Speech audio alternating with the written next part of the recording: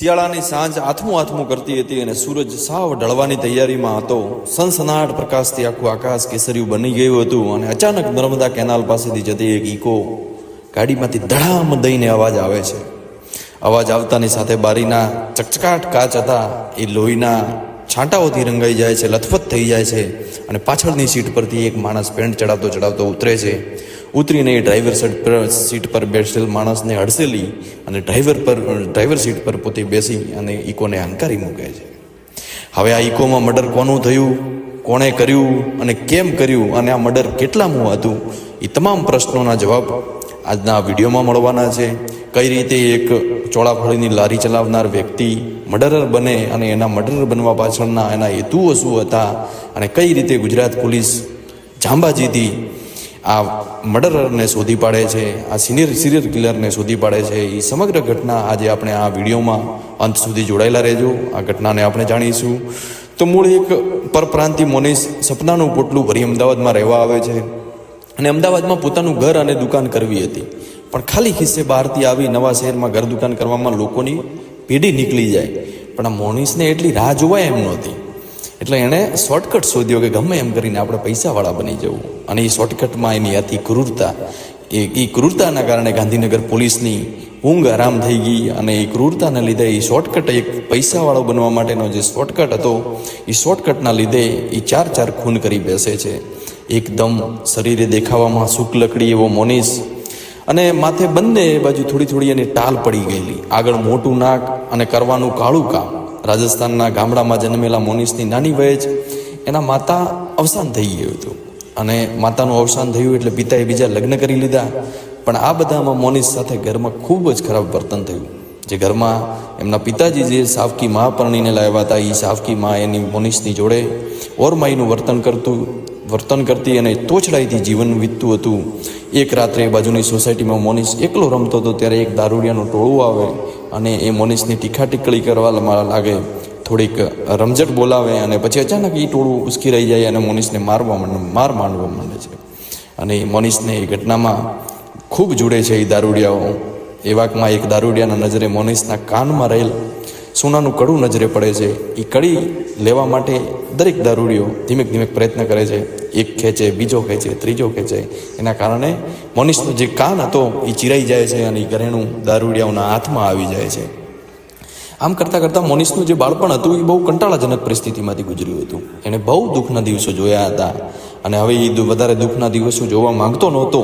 એટલે એ અમદાવાદ ભણી પ્રયાણ કરે છે અને અમદાવાદમાં આવી અને પોતે કંઈક નવો ધંધો, કંઈક નવો વ્યવસાય શરૂ કરી અને પૈસાવાળો બનવાની પોતે આશા સેવતો હોય છે. અમદાવાદની બોર્ડરમાં પગ મૂકતા જ એના મનમાં ક્લિયર કે મારે અહીં કંઈક ખાણીપીણીનો કોઈ પણ જાતનો એક બિઝનેસ કરવો છે અને અહીં જ પરિવાર વસાવવો છે. શરૂઆતમાં તો પોતે કાલુપુર રેલવે સ્ટેશને 5 રૂપિયામાં નોકરી ચાલુ કરી અને થોડાક દિવસમાં એને એક કહેવાય છે ને કે જેવા સાથે તેવા એમ એક સાયકલ ચોર એને મળે છે. એ સાયકલ ચોર સાથે એનો સંપર્ક થાય, એની મિત્રતા થાય અને મોનીસ પણ એ સાયકલ ચોરના રવાડે ચડી જાય છે અને ધીમે એ પણ એક ચોરટો બની જાય છે, સાયકલની ચોરી કરવા માંડે છે. એ વાકમાં 2002માં ગોધરાકાંડ થાય અને સમગ્ર ગુજરાતની સાથે અમદાવાદ પણ ભડકે બળે છે. આ અરસામાં અમદાવાદમાં સમગ્ર ગુજરાતમાંથી બહારથી બહુ બધા શરણાર્થીઓ આવેલા અને શરણાર્થીઓના રહેવા જમવા માટેની ગુજરાત સરકારે વ્યવસ્થા કરેલી. એના માટે ઝૂંપડા બાંધી આપવામાં આવ્યા, ટેન્ટ બાંધી આપવામાં આવ્યા. એમાં ઈસનપુરના જે ઝૂંપડા હતા ત્યાં મોનીસ રસોઈનું કામ શરૂઆત કરે છે અને આજુબાજુ બધે જમવાનું બનાવી આપવા લાગ્યો અને મોનીસનો હાથ હવે રસોઈના કામ પર બેસી ગયો હોય એમ એવું લાગતું હતું. એ બધામાં એને ત્યાં એક યુવતી મળે જેની સાથે મોનીસનો મનમેળાપ થાય અને જેવું શાંત પડે, થોડીક શાંતિ સર્જાય એટલે મોનીસ એ યુવતી જોડે લગ્ન પણ કરી લે અને અમદાવાદમાં એક નાનકડી ઓરડી રાખી અને પોતાનો ઘર સંસાર વસાવે છે. આમ એક ચોરટામાંથી ફરીથી મોનીસ ફેમિલી મેન બની જાય છે. ચોરી લૂંટ જેવા બધા ધંધા પડતા મૂક્યા અને કોમન મેન તરીકે જીવન શરૂ કરે છે અને ગમે એમ કરીને એ નક્કી કરે છે કે હવે મારું જે આવનારું સંતાન હશે એને હું સારી લાઈફ આપીશ. મારું જીવન ગમે એમ વીત્યું હોય પણ દીકરાને હું ભણાવીશ અને એને સારો ધંધો સ્થાપી અને આપી જઈશ. મોનીસ હવે ચોળાફળીની લારું ચારું કરે છે પણ મનમાં એક જ વાત રમે છે કે આમને આમ ચોળાફળી વેચીએ તો ઘર અને મકાન અને મોટી દુકાન ક્યારે લઈશ. એ દરમિયાન સાબરમતી રેલવે કોલોની પાસે કોઈ લગ્નમાં ચોળાફળી વેચવા ઊભો રહ્યો હતો અને લગ્ન કોઈક મોટા વ્યક્તિના ઘરે હતા. એવામાં જે વ્યક્તિ લગ્નનું આયોજન કરી રહ્યો હતો એના કમરમાં એક પિસ્તોલ લટકતી જોઈ એ રિવોલ્વર ટાંગેલી જોતા મોનિસના મનમાં એક સળવળાટ થાય કે આ જો પિસ્તોલ મને કંઈક મળી જાય ને તો કંઈક મેળ પડે એમ કરી અને મોનિસ વિચારે છે કે આ પિસ્તોલ આ રિવોલ્વર મારે કઈ રીતના મેળવવી.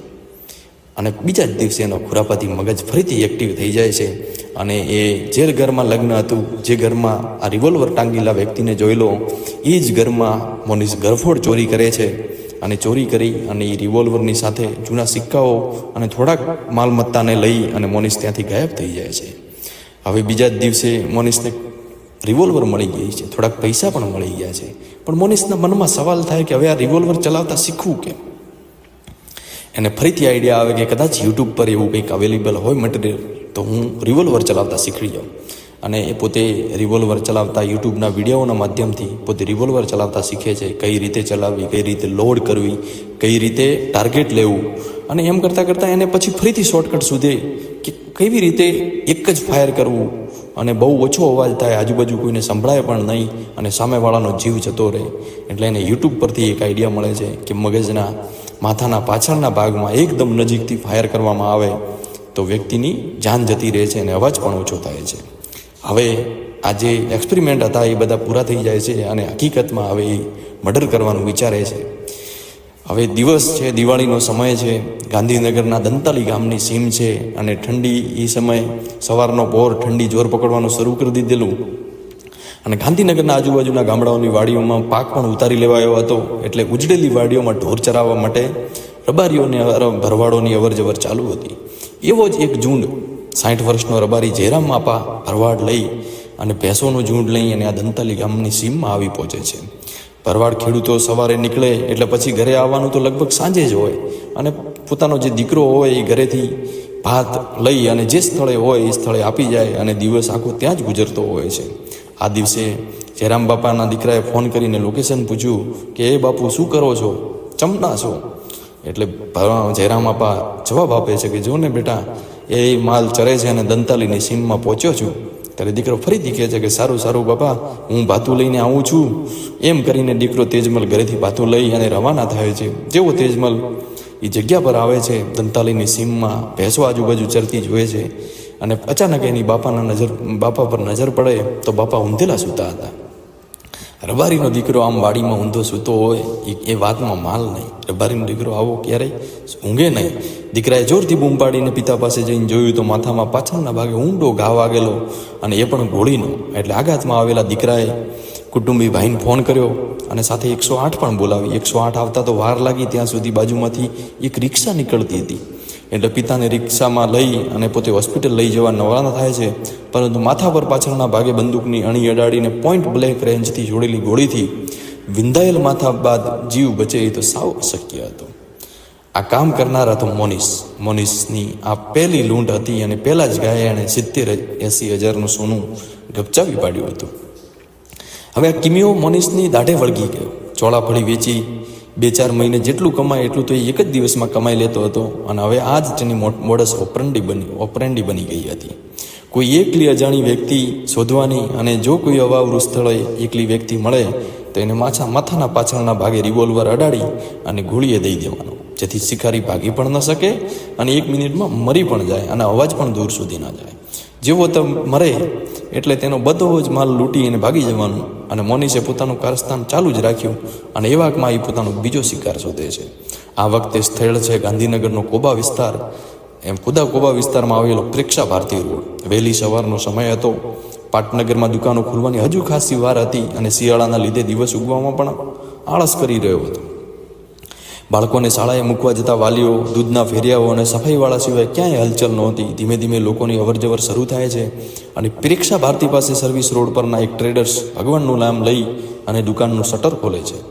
નિત્યક્રમ પ્રમાણે અંદર આંટો મારી બાજુની લોખંડની દુકાનમાં જઈ કેશવભાઈ પટેલને રામ કરવા ગયા. ત્યાં તો એમણે જોયું કે કેશવભાઈ 75 વર્ષના ઊંધે માથે પડેલા છે અને એમની લાશ જ હતી. સવારની શાંતિ ભંગ થઈ ગઈ અને જોરથી બૂમ પાડવાની શરૂ કરે કે હે કેશુ બાપા. પણ કેશુ બાપા કંઈ બોલતા નથી. એટલે ફરીથી કેશવભાઈ પોતાના કેશવ બાપાના દીકરાને ફોન કરે છે અને જાણ કરે છે કે બાપાનું અહીંયા મૃત્યુ થઈ ગયું છે. આ વખતે પણ મોનીશે પટેલે પહેરેલા ઘરેણાને બધું જ લૂંટી લીધું અને સારું એવું સોનું મળ્યું. ઘર સારી રીતે ચાલતું થયું, પણ મોનીસની તો મંશા હતી કે સારી દુકાન અથવા રેસ્ટોરન્ટ ખોલવી. અને થયું કે આ રીતે 1 લાખ રૂપિયા લૂંટે તો ભેગું નહીં થાય, હવે કંઈક વધારે કરવું પડશે. મોનીસની નજર હવે મોટો હાથ વારવા પર હતી. પણ તે આ બધા શિકારી શોધતો ક્યાંથી? રેન્ડમલી કોઈ પણ? ના, એવું નહોતું. મોનીસ શિકાર પણ તેના ગ્રાહકો જ હતા.